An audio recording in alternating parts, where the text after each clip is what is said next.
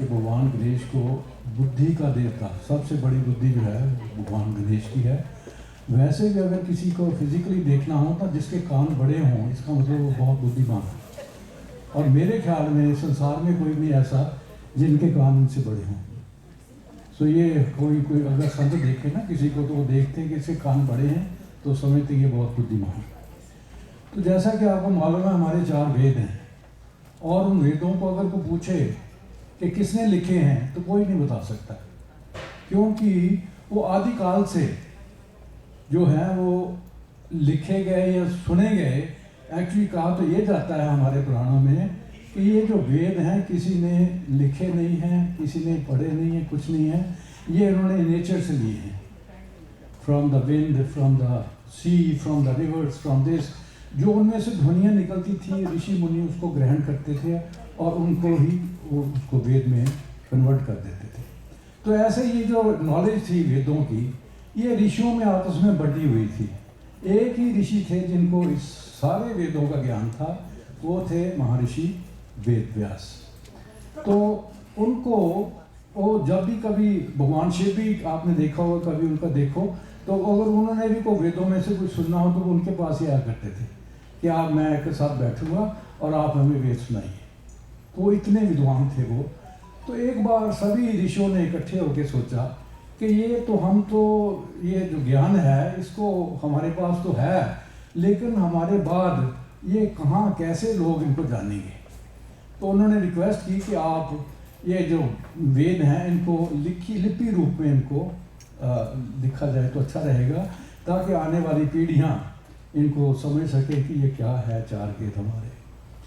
तो वेद व्यास जी ने सोचा बहुत, कहते कि बात ये है कि मैं बोल तो दूंगा और लेकिन मुझे लिखने वाला कोई बहुत ही बुद्धिमान आदमी चाहिए, इसलिए कि जब मैं बोल रहा होऊंगा तो उसने एक बार भी पूछ लिया क्या, या मुझे समझ नहीं आया दोबारा रिपीट कीजिए, ऐसी बात करेंगे तो वो फ्लो ख़त्म हो जाएगा, वहीं पे मैं ख़त्म कर दूंगा। ये मेरी शर्त है।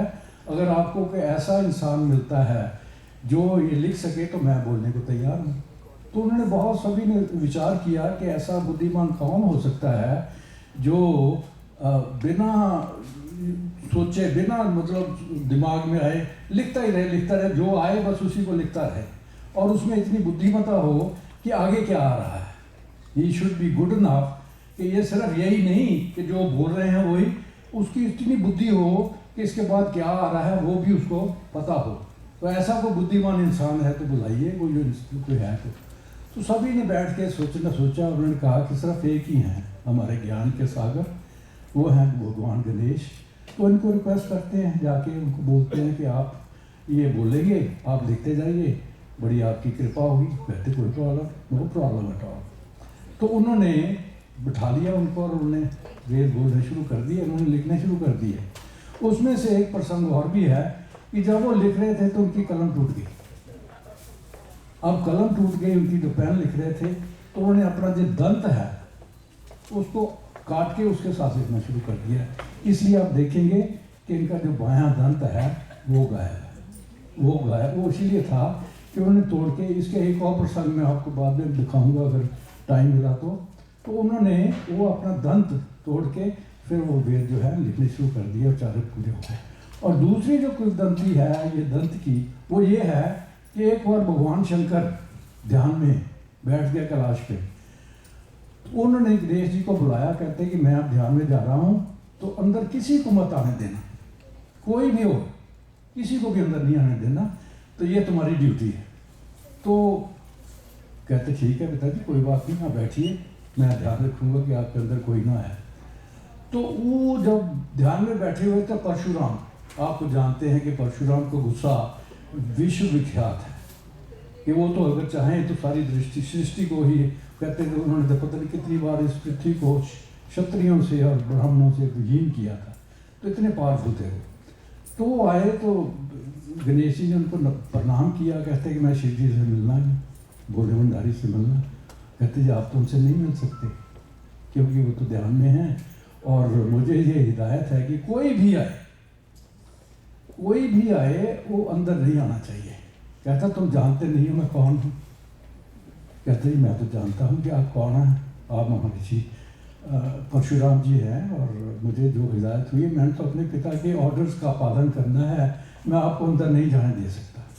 तो बहुत रुष्ट हुए, कहते तुम्हें मालूम नहीं, जाके उनको बोलो तो सही कि मैं आया हूँ, तो अपने आप बुलाएंगे मुझे, तो तुम कहो तो। कहता है नहीं मैं नहीं कर सकता, ये मैं हो ही नहीं सकता, ये जो मर्जी हो जाए, जो पिताजी ने मुझे कहा है मैं उसके हिसाब से करूँगा, आपके हिसाब से नहीं करूँगा। तो उनको बहुत गुस्सा आया, कहते यार ये छोटा सा लड़का ऐसे खड़ा है बाहर, तो मुझे अंदर नहीं जाने देता। तो उन्होंने अपना परसा, उनका परसा मशहूर है परशुराम का परसा, तो उन्होंने परसा अपने हाथ में लिया और उसके ऊपर फेंक दिया। और वो परसा ऐसा है कि वो उसका बाहर जो है वो खाली नहीं जा सकता, कहीं भी नहीं जा सकता। तो अब गणेश जी ने सोचा कि ये जिसकी इन्होंने परसा मारा है तो इसको या तो मुझे मारेगा या कुछ और मैं ध्यान करूँ।